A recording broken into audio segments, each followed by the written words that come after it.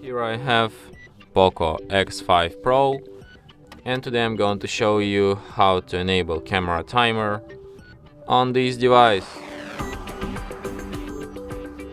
So to do this, firstly you have to open camera, then tap on three stripes here, and in this second line you can switch timer. You can set it on 3 seconds, on 5 seconds, and on 10 seconds.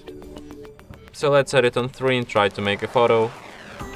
And as you can see, timer works just perfectly. And that's it. Thanks for watching.